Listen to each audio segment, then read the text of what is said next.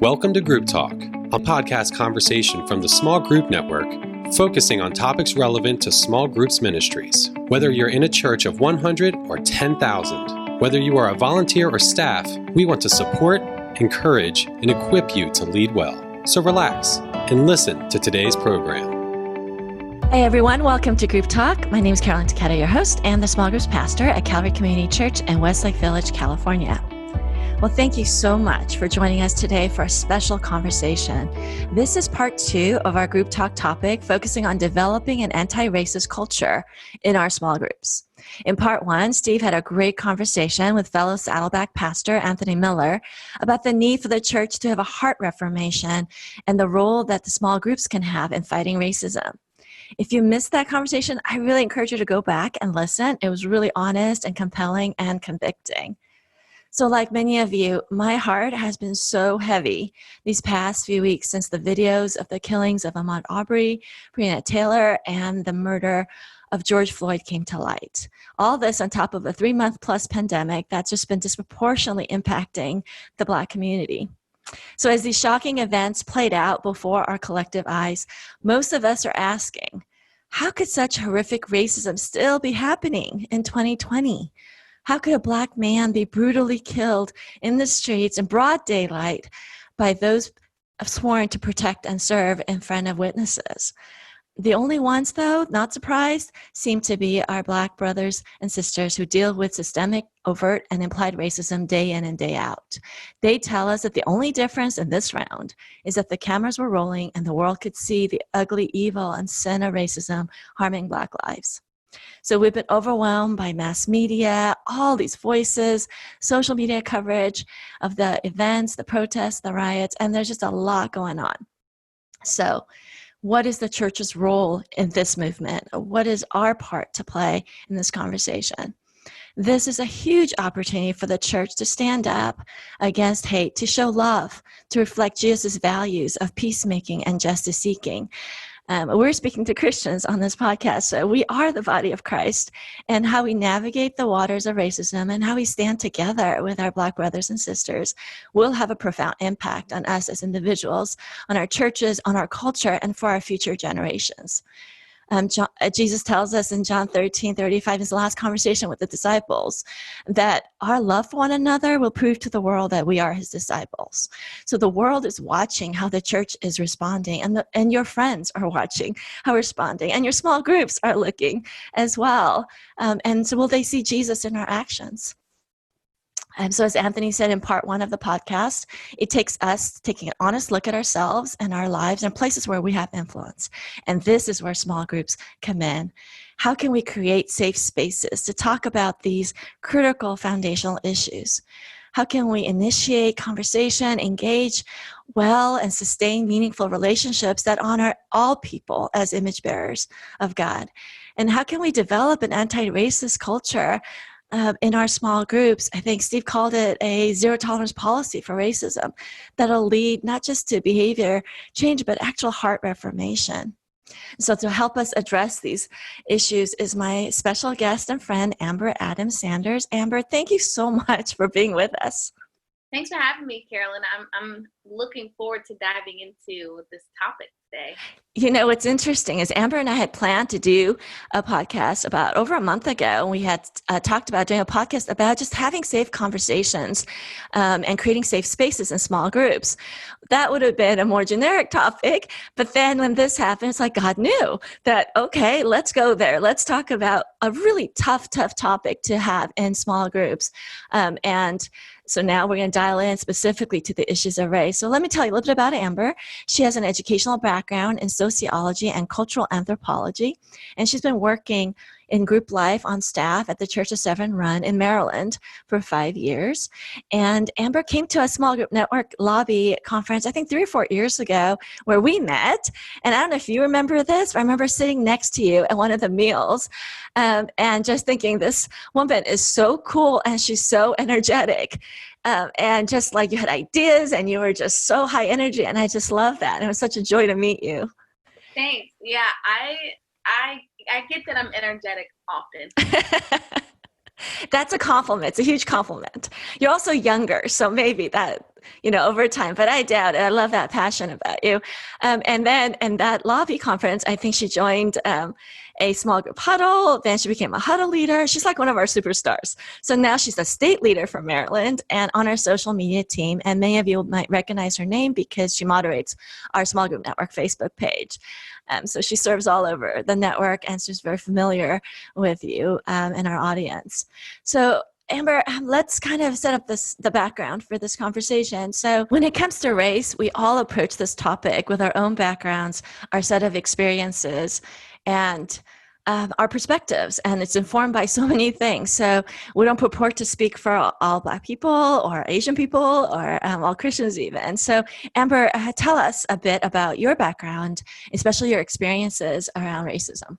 Yeah, so my mom is white, my dad's Black, so I grew up in a mixed race home. So the value of race and different cultures was introduced to me really early. And I was able to become really comfortable and enjoy being around people who were different than me. And so that really shaped the way that I interacted with the church and with my faith. So when I became more independent and I was off in college and kind of realized there that not everybody was as comfortable with people who were different than them, that's really where my passion for teaching and for guiding people into relationship with people who are different than them as a part of the kingdom was really established. And that's actually what drew me into small group life, is because we're doing life in community together. And so that's kind of where it all began for me. Yeah, let's share a little bit more about that. Like, I know we talked off the air about how your passion for small group life and comes from our belief, and hopefully our whole audience should share this belief, or they shouldn't be small groups ministry, that life change happens in relationships. So tell us how that connects with your values. Yeah, so I mean, as a church community and doing small group, we believe that we say at our church, life is better connected. And it's so cliche. It's something we say every weekend. But for me, I really believe that everything that we talk about systemically, everything that we talk about as these kind of faraway topics of race and politics and religion really boil down to the way that we interact with each other and the way that we do relationship with each other. And so if we can't do relationship in community with people who love Jesus, who look different than us, then how can we make an impact on our world and on our systems and our policies on a larger scale?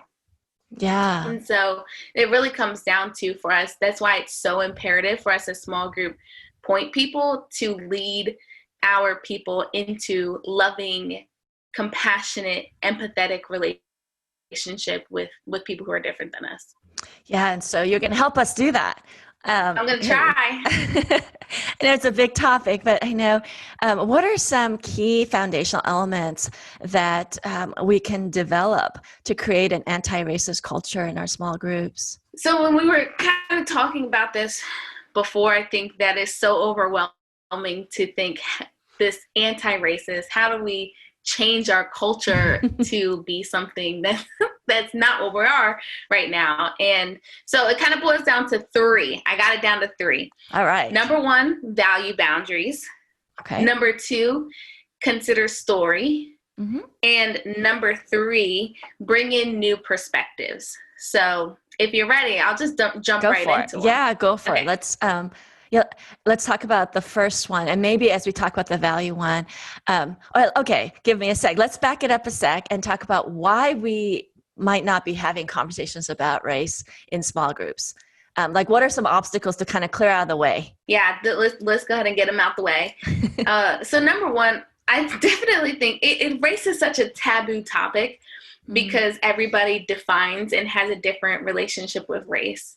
And sometimes we're taught that talking about race is a negative, that if I notice race or if I point out race, that I'm I don't want to be called racist, or I'm going to say the wrong thing, or whatever. And so people tend to avoid those conversations so that they don't even have to go there.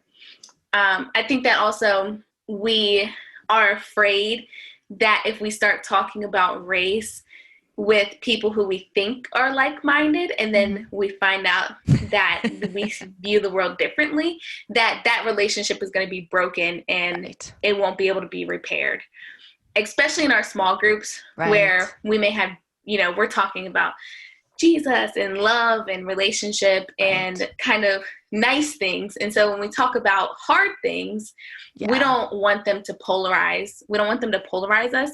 And a lot of times the conversation of race tends to go that way. And so really this is kind of like, I think these points will help us lean into that and work through that messiness and work through the hard conversation versus drawing us away from each other or breaking apart your small. Right. Oh, that's such a good point. I think you're absolutely right. But with like any other hard topic, sometimes just even saying, hey guys, this is a hard topic and our emotions are going to run high on this, depending on your background and what you're watching and what you're thinking and, all of that. So just kind of naming the elephant, even to say, hey, it's a hard topic, but it's not one we can avoid anymore. I mean, it's just been too long avoided. That's why we are where we are right now. So just to acknowledge it's awkward, it's messy, it's going to be hard. People's feelings are going to get hurt and we're going to have to ask forgiveness and we're going to have to do some repair. I think setting the expectation is helpful to doing it. So we want to encourage everyone. Do the hard thing. So invite the conversation. All right. So that's some of the barriers, and I'm sure we'll touch on that as we go. Okay, now go for it. Number 1, value boundaries. I love that. Explain what that is. So, and I think what you were saying leads directly into value boundaries. Value boundaries are simply rules for engagement, particularly on hard topics. And so I think so we teach our groups at Severn Run to have value boundaries and to discuss value boundaries at the beginning of every semester. And they're basically, how are we going to honor each other in this conversation and in our group time? And so when we're talking about race, I think that a special set of value boundaries is helpful, because then you're acknowledging we're about to have a hard conversation. We're going to talk about things that we may not agree on. And so what are some ways that we can honor each other? What are some rules that we are going to adhere to make sure that this continues to stay a safe space for this conversation? And so you can decide them as a group, what you guys feel comfortable with. It doesn't have to be these are the right things. It could be different for every group. Right. But what are like some basic tips you would have? Like, just like we have, a small group's covenant around confidentiality or around listening. So what are some quick, 1, 2, 3 that you would say would fit well for this topic? So number 1, actively listen. Yeah. When we're talking about hard stuff, I'm so bad at this. I'll think about, as they're talking, I'm thinking about okay, this is how I address that point. This is how I address that point. And then I miss what they're saying. Right. And I'm just ready to defend. So number 1, actively listen. Number 2, ask questions when you don't understand. I'm also bad at this. I will jump to a conclusion real quick. Okay, so Amber, I'm getting the feeling you and I have to be talking about race. So you and I are like the same person, is what I'm hearing. I have the same issues. It's easy to do. Yeah. And then just so I'm working on it myself too, is asking questions and asking for clarity when I don't understand. Yeah, that's good. Okay, so back to value boundaries.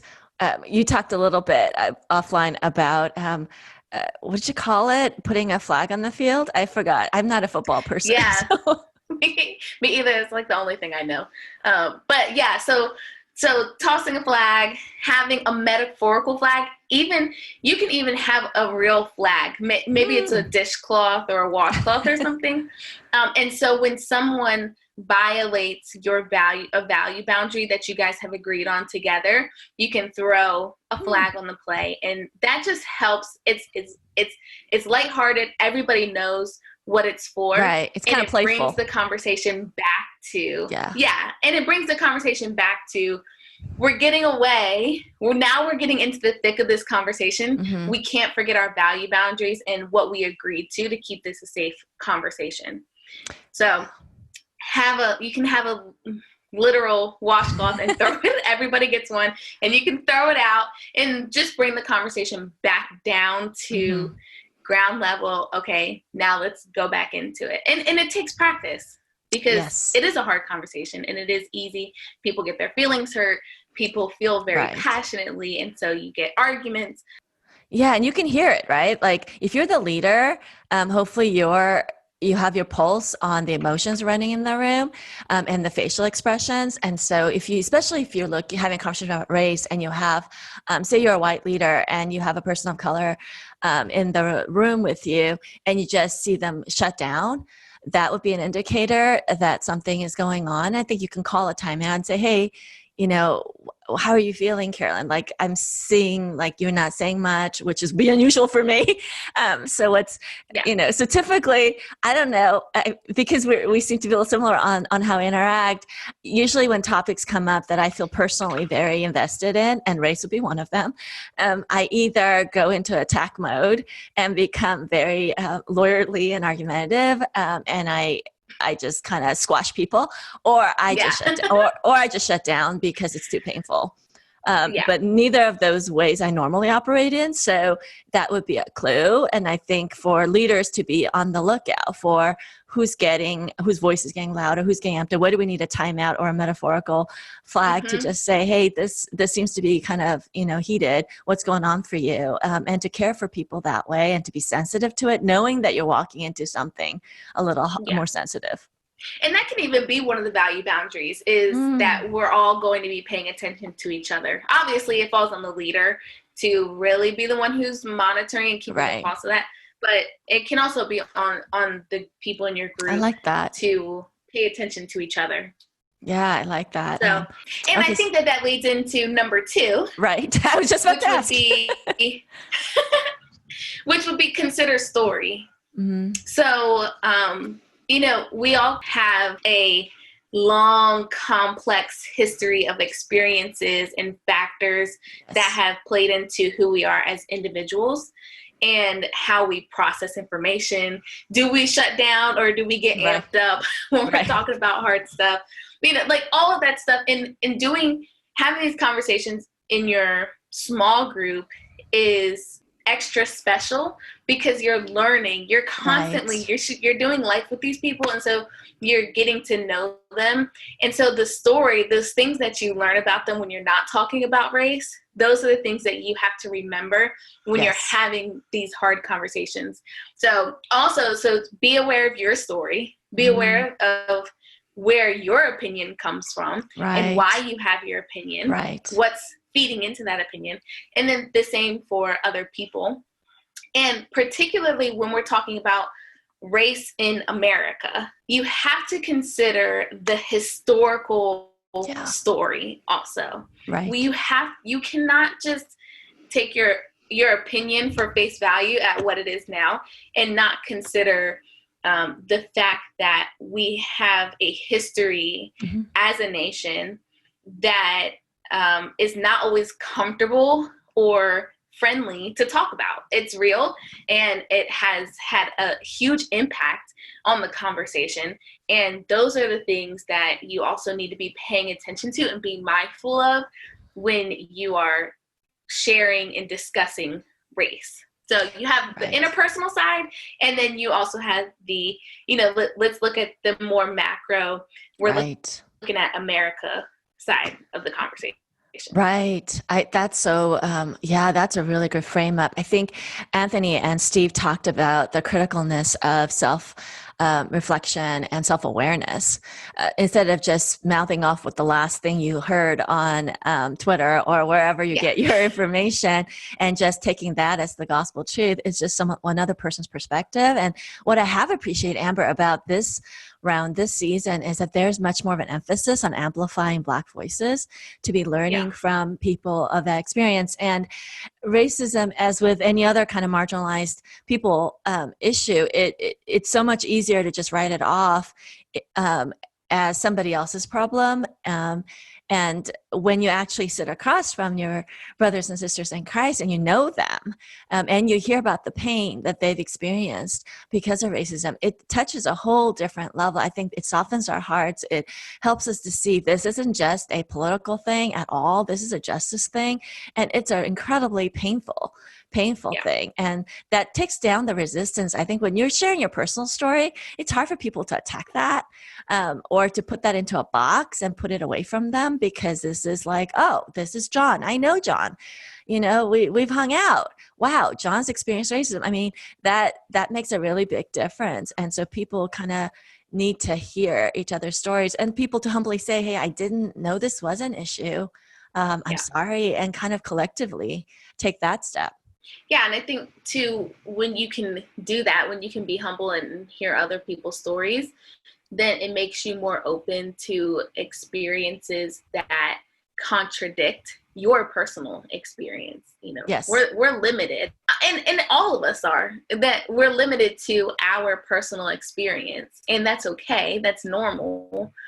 I think the issue in having this conversation about race is when you take your experience as the end all be all, and you can't take in any other information that goes against your experience. So when you're having these conversations and you are actively listening, and you're asking questions, and you're open to story, it builds compassion, and it allows you to see things from a new lens, see things through a new lens that maybe you didn't see it before, and that may change your heart in the way that you, or even just the way that you relate to people that you think are in the wrong. And if it's coming from someone you trust, on the executive team, our pastor discipleship is a Black man, and he's usually super calm, and he doesn't speak a whole lot about controversial things, but he put out a little video for our church congregation just on his experience of racism growing up in a very white suburban area. And he was very calm about it. He just said, hey, if you think racism isn't real, let me tell you, hey, this is and he kind of listed out some events that happened in his life.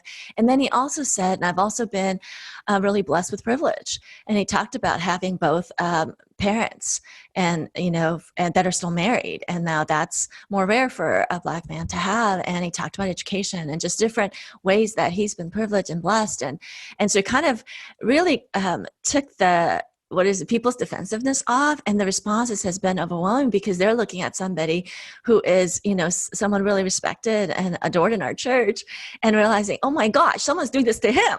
And now it becomes more personal. But I have to ask you this. I've been reading a lot about how some people, some Blacks don't want to be the person that has to educate, that they're tired of it. They're tired of being the voice for their friends. Stop, I've seen the trend saying, stop asking me what I think or how you should think, or stop using me to make yourself feel better.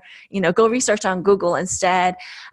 What do you think? How can we not be putting that additional burden on our Black friends, and instead allow them to speak if they want to or not? Like, I think now people are even more concerned about, I can't ask my Black friend anything because, they might be burdened, and I don't want to put initial burden on them. Well, can we loop back around to this question for our third point? Oh, perfect. Okay, yes, let's do the third point. Okay.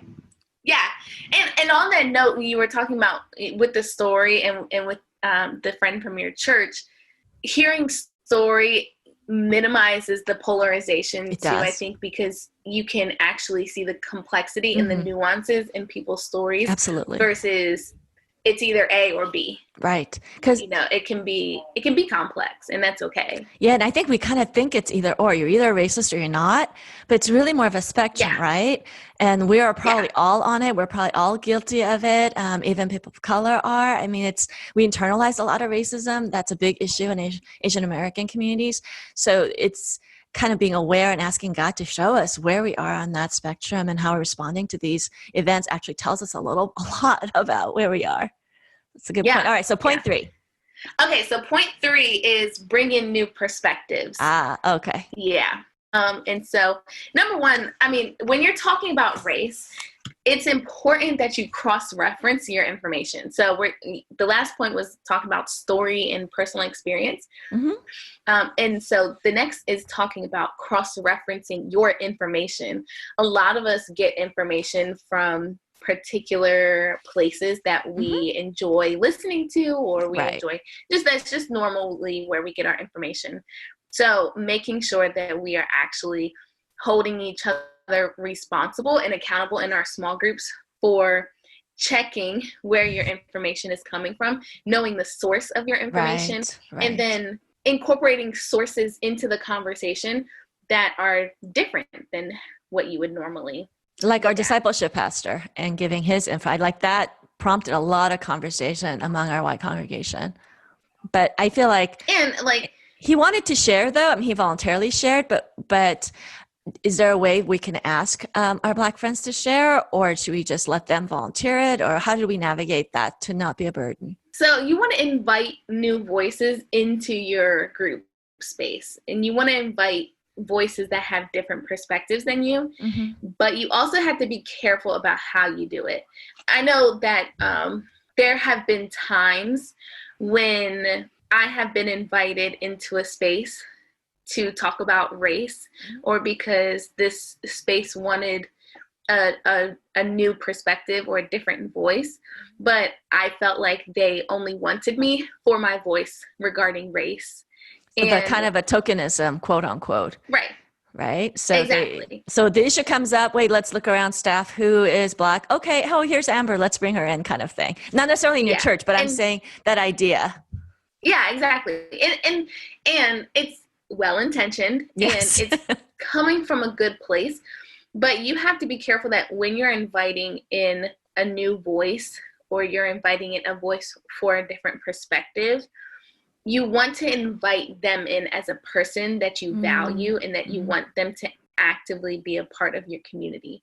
You're inviting them into friendship and relationship, and that doesn't always mean that they are going to be talking about race. Also, you have to acknowledge in yourself that this person is not a representative for their race. They can only speak from their story and their experience. They can't speak for everybody that has the same color skin as them.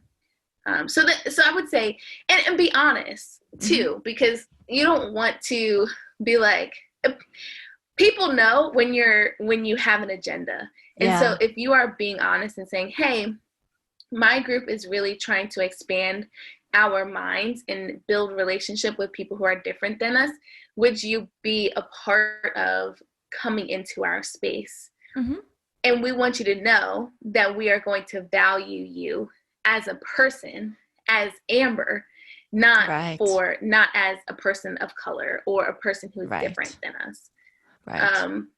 And 2, you also have to be careful. It's good, and it's challenging to do well when you're inviting people who are different than you into group.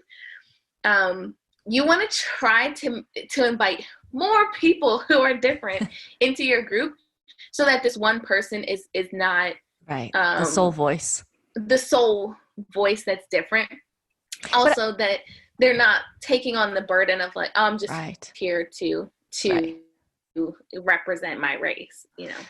What if the group isn't homogenous? What if it's all white, and they're trying to have this conversation? What would you recommend there? So, and that's sometimes it's just a matter of our geography, right? Our the demographics of our area may not lend to us inviting people who are different than us actually in person into our group.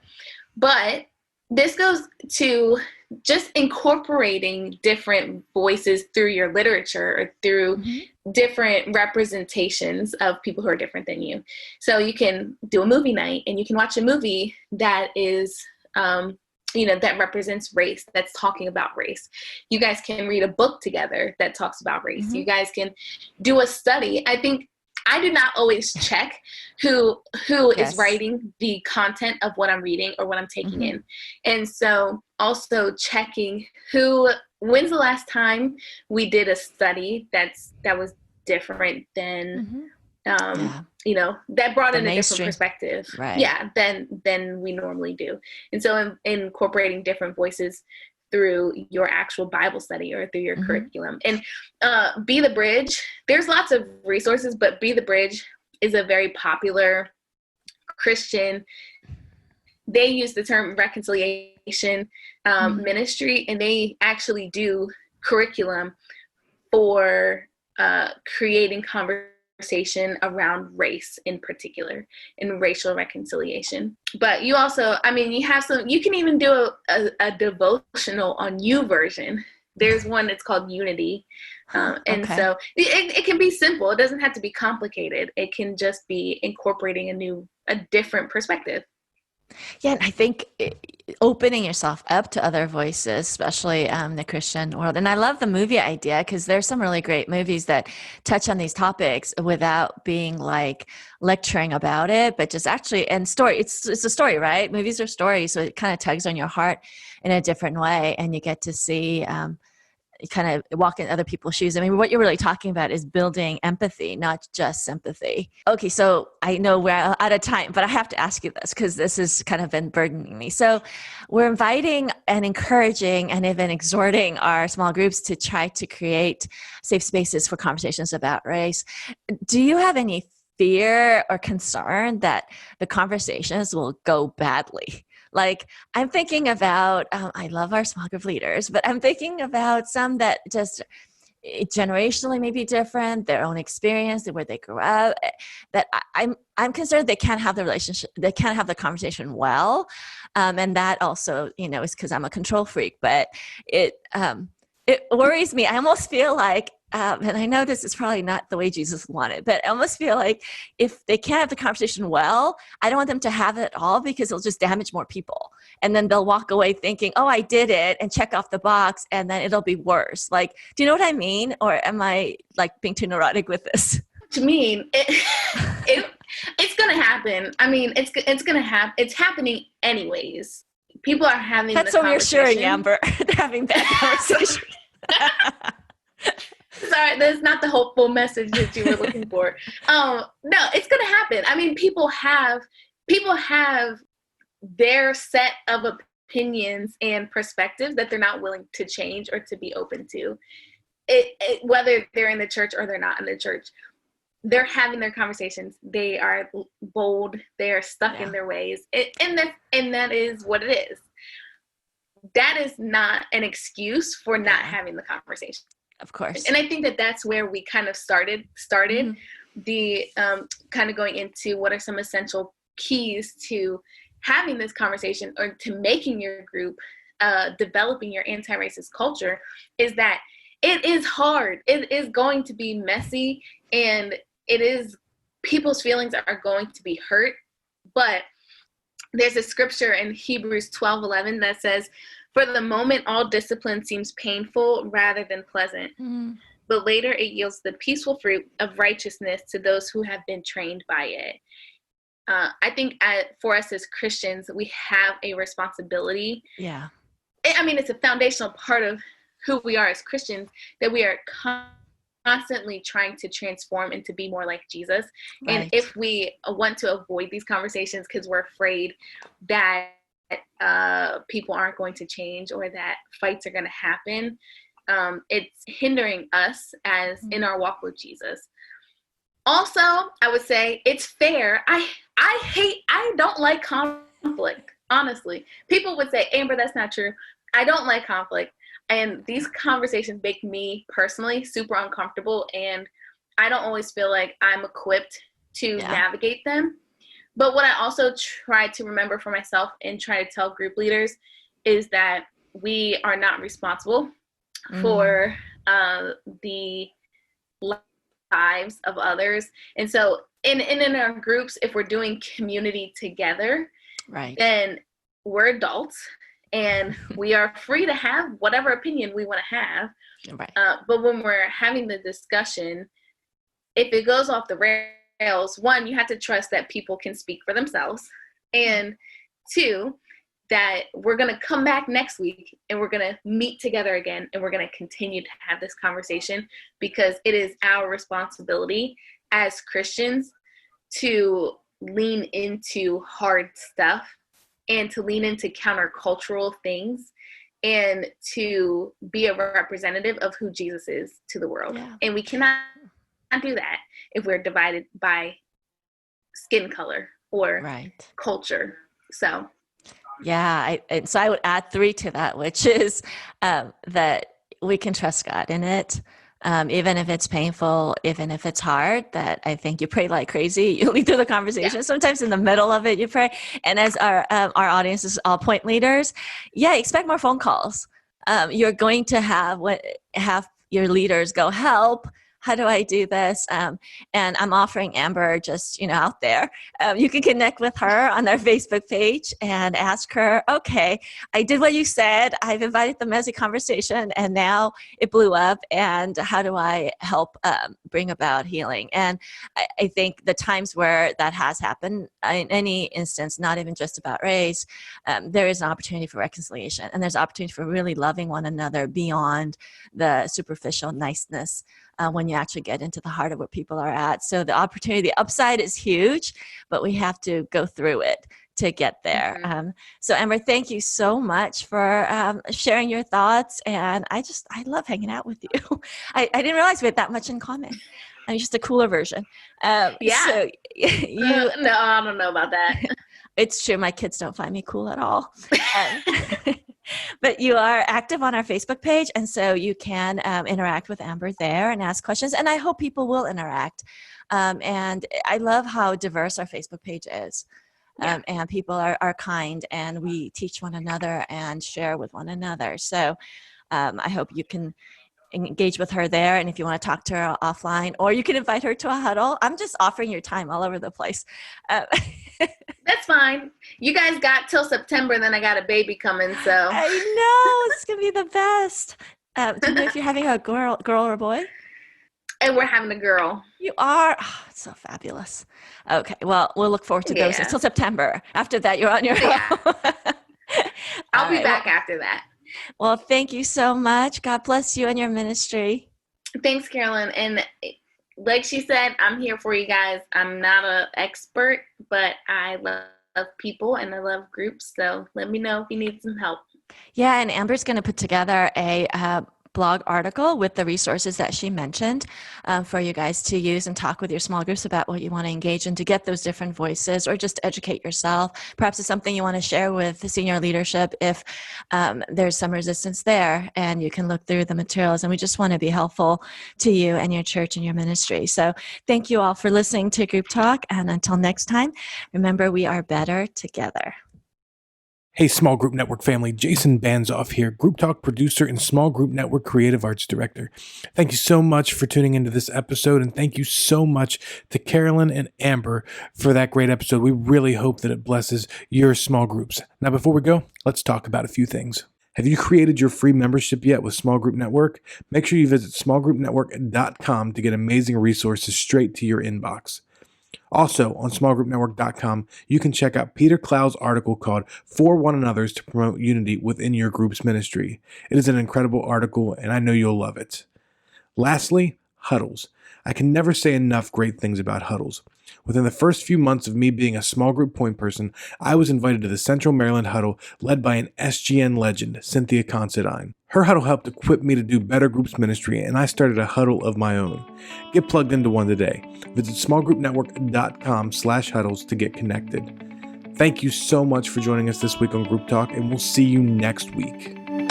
Thank you for listening to Group Talk. We invite you to subscribe to the podcast through iTunes and get new episodes downloaded automatically. Also, if you enjoy this program, please take a few minutes to give us a positive rating on iTunes so that other Small Group Point people can find us more easily. We encourage you to visit our website at smallgroupnetwork.com to access our library of free resources, connect to a huddle with other small group ministry leaders in your area, read our blog articles, or join us on our Facebook group. Don't forget to use the hashtag SGNet when engaging with your social media channels. Thank you for your support.